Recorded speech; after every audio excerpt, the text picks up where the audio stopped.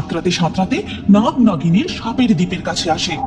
এইখানে ওই কালনাগ আমাদের লালমণি ও নীলমণি চুরি করে নিয়ে এসেছে। আমাকে তা উদ্ধার করে ফিরিয়ে নিয়ে যেতেই হবে। অনেকদিন আগেকার কথা, যখন সাগর রাজ্যের মণিমালা জলপরি প্রায়শই তার বন্ধু প্রকৃতি দেবীর সাথে দেখা করতে আসতো। এমনই একদিন, সই প্রকৃতি দেবী, তুমি কোথায়? দেখো, আমি এসেছি তোমার সাথে দেখা করতে। নদীর জল থেকে মণিমালা জলপরীর ডাক শুনে প্রকৃতি দেবী বেরিয়ে আসেন।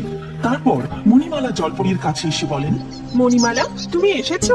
কতদিন তোমার সাথে দেখা হয়নি। তোমাদের সাগর রাজ্যের সবকিছু ঠিকঠাক আছে তো? আর কেমন আছো তুমি?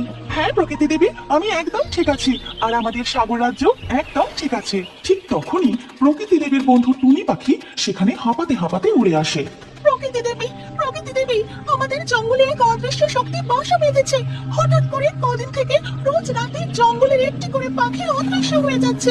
তাকে আর কোথাও খুঁজে পাওয়া যাচ্ছে না। বলো কি? এ তো খুব বড় বিপদ। তোমরা নিখোঁজ পাখিদের ভালো করে আশেপাশের জঙ্গলে খুঁজে দেখেছো?